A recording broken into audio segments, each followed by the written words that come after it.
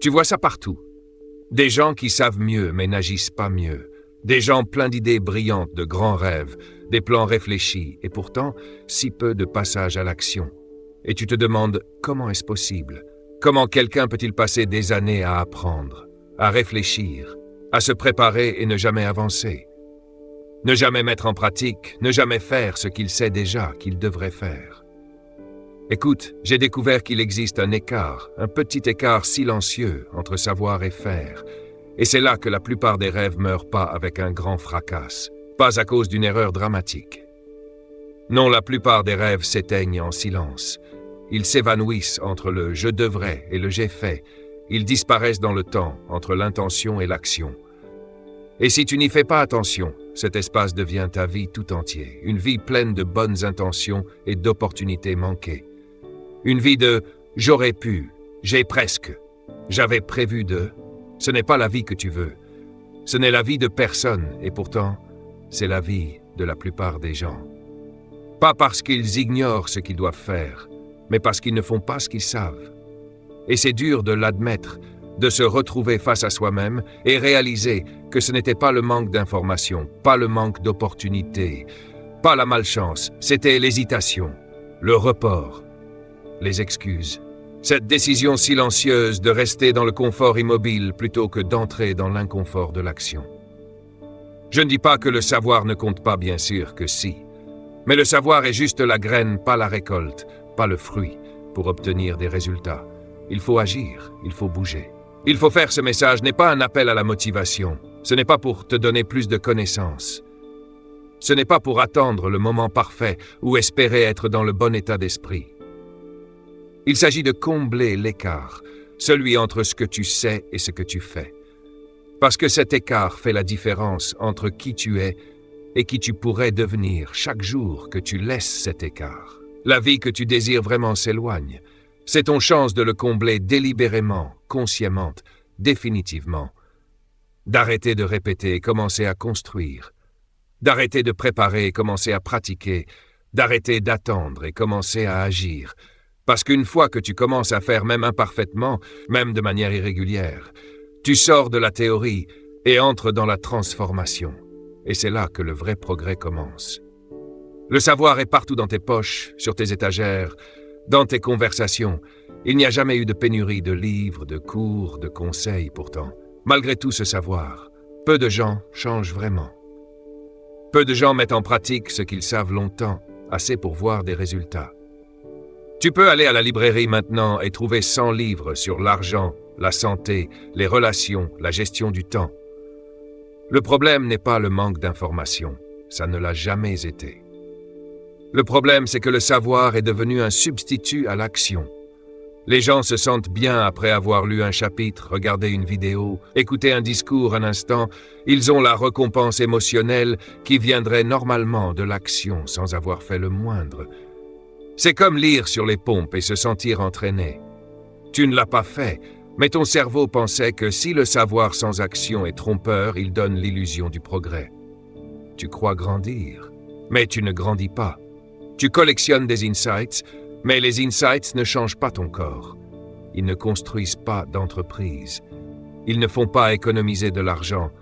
Ils ne corrigent pas les habitudes. Seule l'action le fait.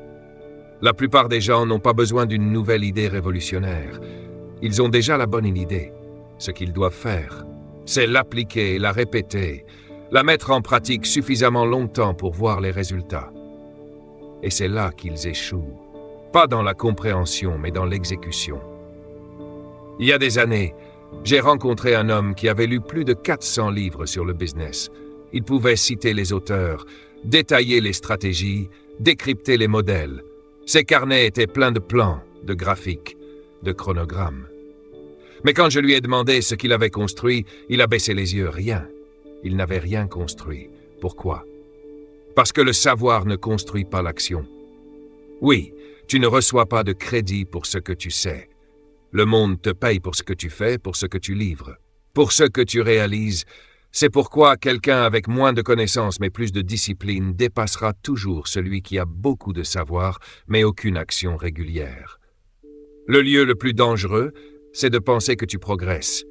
Alors que tu tournes autour du piste, tu continues à lire, à planifier, à préparer, mais tu ne décolles jamais. Tu ne prends pas l'altitude. Pourquoi? Parce que le mouvement n'est pas le progrès. Apprendre n'est pas grandir, penser n'est pas construire. Seule l'action franchit la ligne. Si savoir suffisait, tout le monde serait riche, en forme et épanoui. Mais ce n'est pas comme ça que ça fonctionne. Savoir est facile, agir est le véritable travail. C'est là que la résistance apparaît. C'est là que les excuses se glissent. C'est là que tu découvres si tu es sérieux ou seulement intéressé. Alors demande-toi, que sais-tu déjà que tu n'as pas encore fait? Quelle habitude as-tu étudié, discuté, noté, mais pas pratiqué? Quelle opportunité as-tu recherché, mais n'as-tu pas saisi? C'est ça, l'écart. La différence entre rester où tu es et entrer dans ce qui t'attend. Ne confonds pas apprendre et vivre. Ne confonds pas étudier et faire. À un moment, tu dois arrêter de consommer et commencer à exécuter. À un moment, tu dois arrêter de ramasser des informations et commencer à les appliquer. C'est à ce moment-là que tout change. Alors la question est, si les gens savent déjà ce qu'il faut faire, pourquoi ne le font-ils pas? Et la réponse, le plus souvent, n'est pas le manque de motivation, c'est la peur. C'est l'hésitation. C'est le confort de rester là où c'est sûr. Tant que tu planifies, tu ne peux pas échouer. Tant que tu te prépares, tu n'affrontes pas le risque. Le risque que ça ne marche pas. Tu vois, savoir, c'est sécurisant. Savoir te protège. Tu peux vivre en théorie pour toujours, sans jamais risquer l'humiliation, sans jamais risquer l'échec, sans jamais découvrir que ton meilleur effort ne suffisait pas. C'est pourquoi les gens restent bloqués, pas parce qu'ils ne veulent pas progresser, mais parce qu'ils ont peur de ce que l'action pourrait révéler. Il y a une sécurité dans la préparation. Tu peux rester occupé, sembler productif et de l'extérieur. Tout paraît en ordre, mais au fond, tu sais que tu tournes en rond. Tu évites la seule chose qui fait vraiment la différence, l'exécution. Le perfectionnisme est une autre piège. Les gens pensent que s'ils ne peuvent pas faire parfaitement, ils ne doivent pas faire du tout. Ils passent des heures à chercher la méthode idéale, le plan parfait, le moment parfait, et ils manquent l'occasion de progresser avec ce qu'ils ont déjà. L'ironie, c'est que pour s'améliorer, il faut commencer mauvais. Tu ne peux pas perfectionner ce que tu ne pratiques pas. Et pourtant, les perfectionnistes attendent, affûtant le crayon jusqu'à ce qu'il n'y ait plus de mine, et le papier reste blanc. Parce que le but n'est pas la perfection, c'est le mouvement. Et tant que tu ne veux pas être imparfait, tu ne seras pas constant. Et si tu n'es pas constant, tu n'es Eraspas réussi, puis il y a la submersion. Les gens disent qu'ils ne savent pas par où commencer, alors s'ils ne commencent pas, ils regardent la montagne entière au lieu de faire le premier pas. S'ils pensent au livre entier qu'ils veulent écrire au lieu d'écrire la première page. Ils s'inquiètent de perdre 50 livres au lieu de faire le tour du quartier. Chaque grand changement se fait avec de petites actions. C'est si tu te concentres sur le prochain petit pas, tu peux éviter la submersion. Parfois, le problème, c'est l'excès de consommation. Les gens sont accros à l'information. Plus de conseils, plus de vidéos, plus de techniques. Mais il y a une limite. Si tu te contentes de prendre, tu deviens trop plein pour bouger. Tu deviens collectionneur de savoir plutôt que praticien. Et peu importe combien tu sais, rien de tout cela ne compte sans action. La procrastination est une autre raison. Les gens pensent qu'ils remettent à plus tard, mais en vérité, ils évitent l'inconfort du début. Commencer signifie faire face au doute, à l'embarras, à la résistance. Ils diffèrent non pas par paresse, mais pour éviter ce premier contact avec la difficulté. Mais vois-tu, si tu peux juste commencer à prendre ce premier pas, le reste devient plus facile pour certains. Ce n'est ni la peur, ni le perfectionnisme, ni la procrastination, c'est le confort. Ils sont trop habitués à leur routine, même si elle ne produit pas les résultats désirés. Le changement exige de la rupture de l'énergie, de l'effort, et il est plus simple de rester dans l'habituel, même si c'est insatisfaisant. Mais il faut te demander, le confort d'aujourd'hui vaut-il le regret de demain? Tous les jours où tu restes bloqué dans le savoir, tu abandonnes du terrain. Tu échanges le mouvement contre le maintien et le maintien. Ne crée jamais de progrès. Tu n'as pas été conçu pour répéter infiniment. Tu n'es pas fait pour résider sur le bord de ton potentiel. Planifier, préparer, tandis que tes opportunités s'échappent. Tu es fait pour bouger, essayer, appliquer, faire tout ce que tu veux. croissance, succès. Impact, c'est de l'autre côté de l'action. Alors l'illusion doit prendre fin. Le savoir ne suffit pas, tu le sais, tu l'as vu, tu l'as ressenti, et maintenant, tu comprends pourquoi les gens restent bloqués, parce que rester bloqué paraît plus sûr que s'aventurer dans l'inconnu. Mais la sécurité n'est pas le succès. La sécurité n'est pas le progrès. La sécurité n'est pas la liberté. Si tu veux le changement, il faut briser le schéma, arrêter de te satisfaire de la sécurité du savoir et commencer à construire le courage de faire. C'est le seul chemin. C'est la seule façon de combler l'écart. La plupart des gens attendent de se sentir prêts, d'être confiants, d'être motivés. Mais ce que j'ai découvert, ces sentiments n'arrivent pas en premier. Ils viennent après. Ils suivent le processus. Ils ne le mènent pas. Tu n'agis pas parce que tu es motivé. Tu es motivé parce que tu agis, tu ne bouges pas. Parce que tu es confiant, tu deviens confiant en bougeant. Les sentiments que tout le monde attend sont produits par l'action, pas l'inverse. Ceux qui comprennent ça, ils arrêtent d'attendre, d'hésiter. Ils commencent la discipline. Et ce qui comble l'écart. La discipline, c'est faire ce qui doit être fait. Même quand tu n'en as pas envie. Surtout quand tu n'en as pas envie. La discipline ne demande pas comment tu te sens. Elle n'attend pas les conditions parfaites. Elle ne négocie pas. Elle se présente et fait le travail. Tu sais ce qui sépare les amateurs des professionnels. Ce n'est pas le talent, pas les ressources, pas même l'intelligence, c'est la discipline. Les amateurs agissent quand ils en ont envie. Les professionnels agissent parce qu'il est temps d'agir. Ils ne laissent pas les sentiments décider du calendrier. Ils ne laissent pas les humeurs déterminer le mouvement. Ils bougent, quoi qu'il arrive. Tu n'as pas besoin d'être extraordinaire pour commencer. Tu dois juste t'engager. Tu dois décider que te montrer compte plus que te sentir bien. Tu dois décider que l'action compte plus que le confort. Tu dois décider que la vie que tu veux vaut plus que toute excuse que tu utilises pour l'éviter. Faire ne demande pas la perfection. C'est un piège dans lequel tombent beaucoup de gens. Ils pensent qu'ils ne peuvent pas commencer sans faire parfaitement. La vérité, rien n'est parfait au début.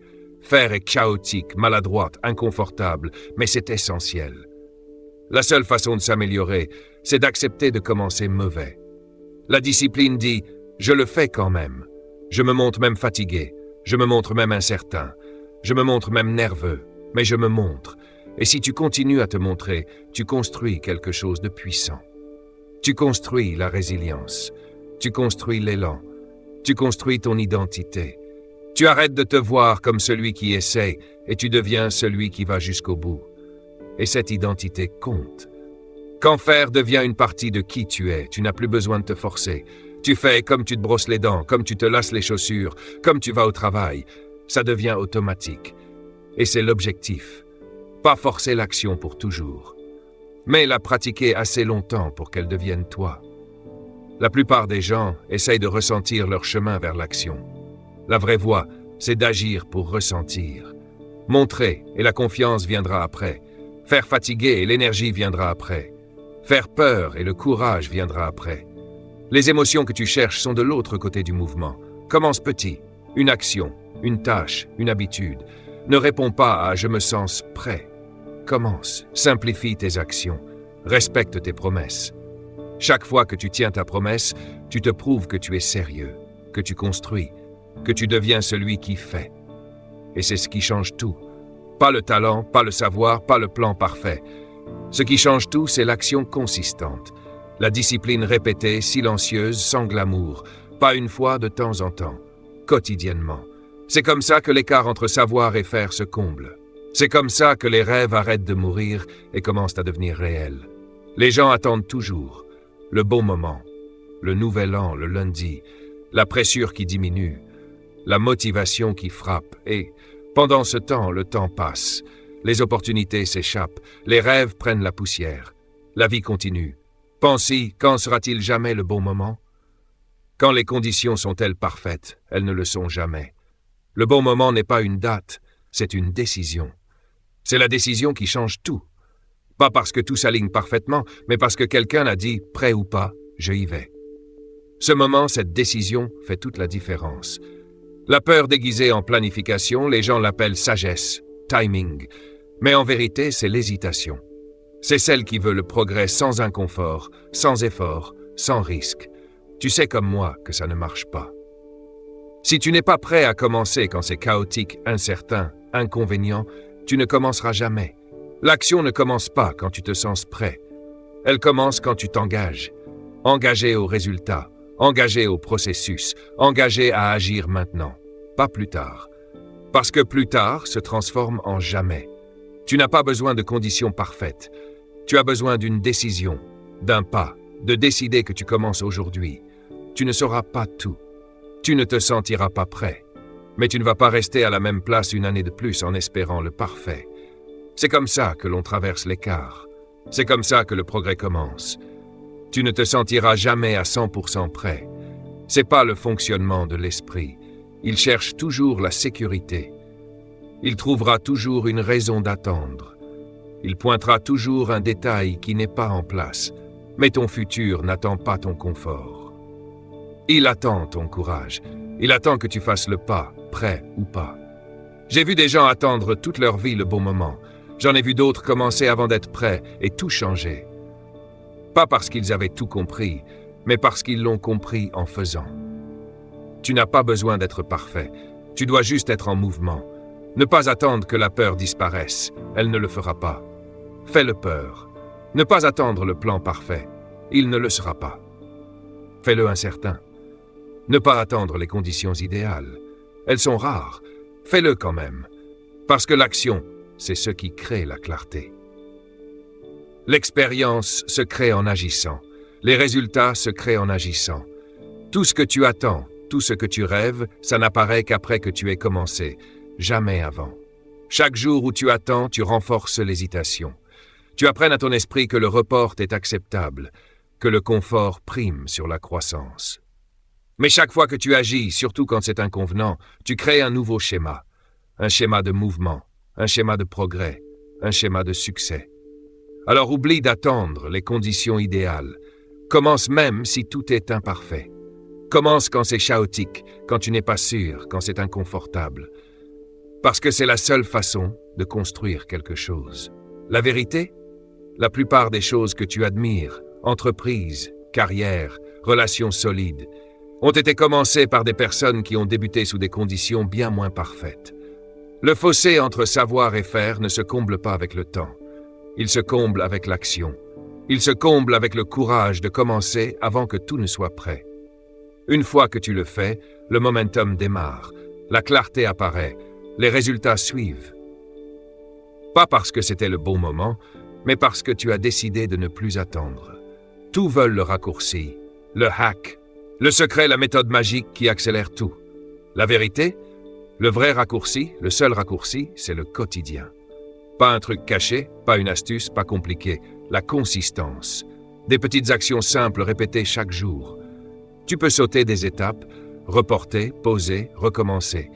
Mais chaque interruption te cote.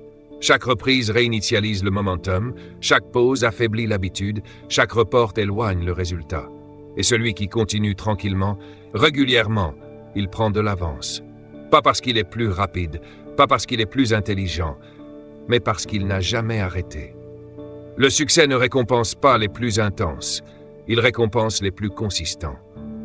Tu n'as pas besoin de jours énormes, tu n'as pas besoin de tout faire en une fois. Tu as juste besoin de faire quelque chose chaque jour. C'est comme ça que le progrès se construit, que la discipline se renforce, que le fossé entre savoir et faire disparaît. La plupart des gens s'épuisent parce qu'ils veulent tout faire trop vite. Ils s'excitent, partent à fond pendant quelques jours, puis abandonnent. Les gagnants, ils progressent à petits pas, simplement chaque jour. Pas de fanfare, pas de spectacle, juste la construction patiente, un jour après l'autre. J'ai vu ça des centaines de fois. Quelqu'un lit un livre, assiste à un séminaire, se dit « c'est ça, je change tout ». Il réinvente tout, planning, diète, finance. Une semaine plus tard, tout est parti. Pourquoi? L'intensité épuise, mais la discipline est durable. Elle n'est pas bruyante, elle n'a pas besoin d'approbation. Elle apparaît chaque jour, que ce soit agréable ou non, que les conditions soient parfaites ou non, que quelqu'un regarde ou non. La discipline ne se nourrit pas de l'excitation. Elle se nourrit de la décision, de la persistance, de faire ce qui doit être fait, même fatigué, ennuyé ou distrait. Tu n'as pas besoin de progrès dramatiques chaque jour. Le but, c'est de ne pas reculer, de continuer à avancer, de se présenter, de faire le travail. Certains jours seront faciles, d'autres une lutte. C'est normal. Mais si tu continues, tu grandis, tu construis, et finalement, tu arrives. C'est comme l'intérêt composé. Tu ne vois pas le résultat immédiatement, mais avec le temps, la croissance devient incontournable. Jour 1 semble petit, jour 10 encore, jour 100, jour 300, les résultats apparaissent. Les gens demandent comment tu as fait, et la réponse n'est jamais glamour. J'ai juste continué. Faire chaque jour, c'est le rythme, la routine, la structure qui soutient tes objectifs. Tu ne penses plus, tu ne débats plus. Tu fais parce que c'est devenu ta nouvelle réalité. Tu ne patientes plus pour te sentir prêt. Tu as décidé, et maintenant, tu agis. Une fois le rythme installé, le faire devient automatique. Le fossé entre savoir et faire n'existe plus.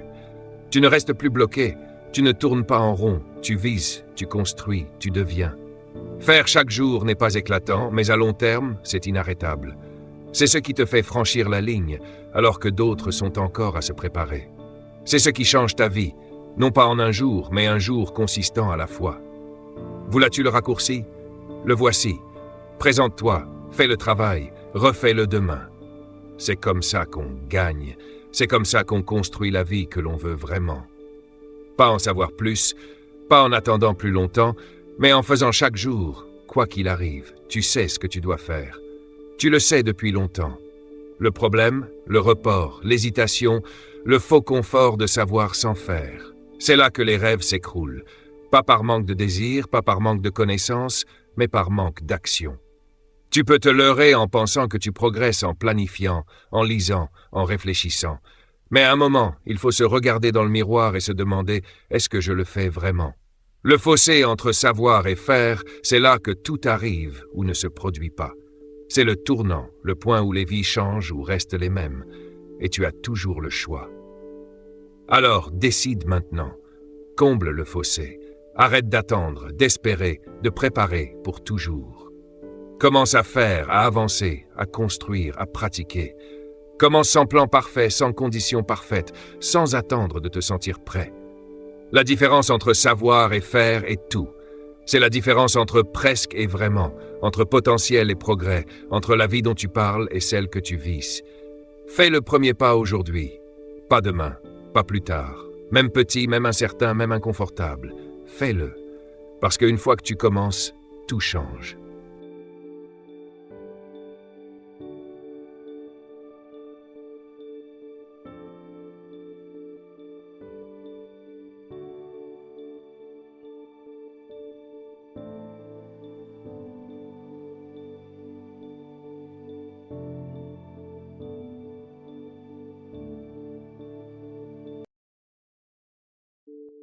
Le succès ne tombe pas du ciel. Ce n'est jamais un hasard. Le succès se manifeste dans la vie de ceux qui le provoquent. Et aujourd'hui, tu vas découvrir comment devenir cette personne irrésistiblement magnétique, celle qui attire le succès à elle, comme le fer vers un aimant.